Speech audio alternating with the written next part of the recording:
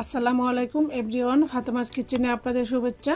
বাংলাদেশে তো প্রচণ্ড গরম পড়েছে, তো ফেসবুক ইউটিউব খুলেই দেখতে পাই সূর্যের তাপে কেউ ডিম ভেজে খাচ্ছে, কেউ মাছ ভেজে খাচ্ছে। তো আমি আর বসে থেকে লাভ কি, যেহেতু সৌদি আরবে প্রচণ্ড গরম আপনারা সবাই জানেন।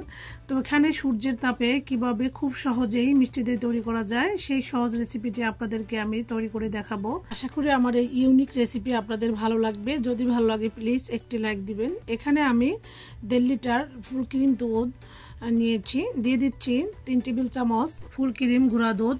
লিকুইড দুধ ও গুঁড়া দুধ যদি ফুল ক্রিমের হয় তাহলে যে কোনো ডেজার্ট খেতে অসাধারণ লাগে। এই তো দেখতে পাচ্ছেন আমি 3 টেবিল চামচ গুঁড়া দুধ দিয়ে ভালোভাবে নেড়েচেড়ে মিশিয়ে নিচ্ছি। গরম দুধের মধ্যে গুঁড়া দুধটা দিয়ে সবসময় মিশানোর চেষ্টা করবেন, এতে করে দুধ দলা ফেঁকে যাবে না, খুব সহজেই মিশে যাবে।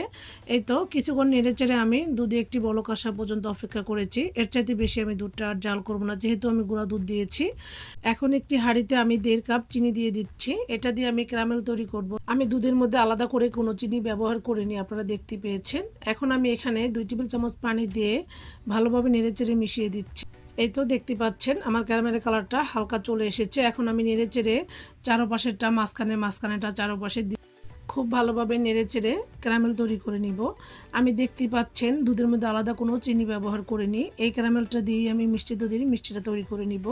এই তো আমি এখন দিয়ে দিচ্ছি ওই যে আগে থেকে জাল করে গরম 1 কাপ দুধ।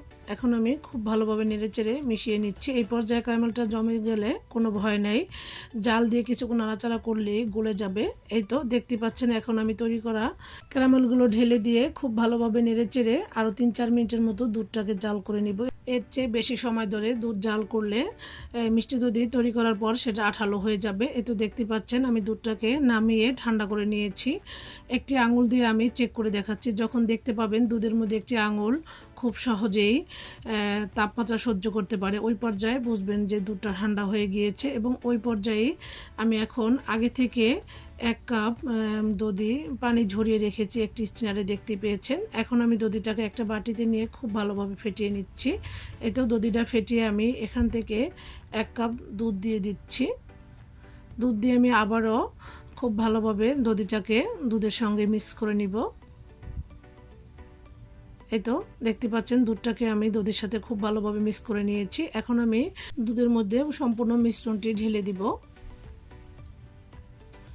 এই তো ঢেলে দিয়ে আমি আবারও খুব ভালোভাবে দুধের মধ্যে একটি হ্যান্ড উইক্সের সাহায্যে মিক্স করে নিব এবং একটি বাবলস ক্রিয়েট হবে। এতে করে মিষ্টি দধির উপরে একটি ফেনা ফেনা তৈরি হবে, দেখতেও ভালো লাগবে, খেতেও ভালো লাগবে। এখন একটি হাঁড়ির মধ্যে আগে থেকে 5-7টি কাপ বসিয়ে নিয়েছি, এগুলো প্লাস্টিকের কাপ। এর মধ্যে আমি ওই যে দুধ এবং দধির মিশ্রণটি 1 কাপ করে মেপে দিয়ে দিচ্ছি, দেখতে পাচ্ছেন। আপনাদের কাছে আমার ছোট্ট একটি রিকোয়েস্ট, আমার চ্যানেলে যারা নতুন এসেছেন অবশ্যই আমার চ্যানেলটি সাবস্ক্রাইব করে পাশেই থাকবেন এবং ভিডিওটি দেখা শুরু করার আগে একটি লাইক দিবেন। দধির মিশ্রণগুলো সবগুলো কাপে সমপরিমাণে ঢেলে দিয়ে মুখটাকে আমি বন্ধ করে সূর্যের আলোতে এই দধিগুলো তৈরি করে নিব।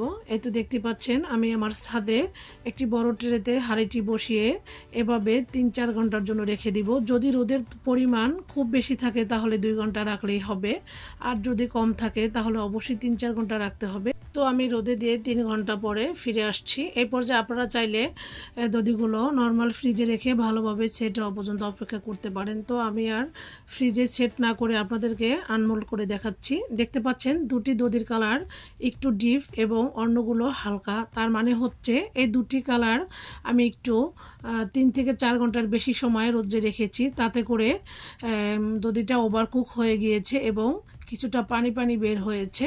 তো সব কিছুর একটি সঠিক পরিমাণ থাকে, তো 3-4 ঘন্টার বেশি রাখা যাবে না, তাহলে সেম এই 2 কাপের মতো দধিটা আপনাদের হবে। আর বাকি দধিগুলো আমি 3 ঘন্টা রেখেছি, তো আমার পারফেক্টলি সুন্দর একটি কালার এসেছে এবং খুব সুন্দরভাবে দধিগুলো সেট হয়েছে, দেখতেই পাচ্ছেন। আপনারা অবশ্যই 1 থেকে 2 ঘন্টার জন্য নরমাল ফ্রিজে রেখে মিষ্টি দইগুলো পরিবেশন করবেন। প্রচণ্ড গরমে সূর্যের তাপে তৈরি করে নেওয়া মিষ্টি দই রেসিপিটি কেমন হয়েছে অবশ্যই জানাতে ভুলবেন না। আল্লাহ হাফেজ।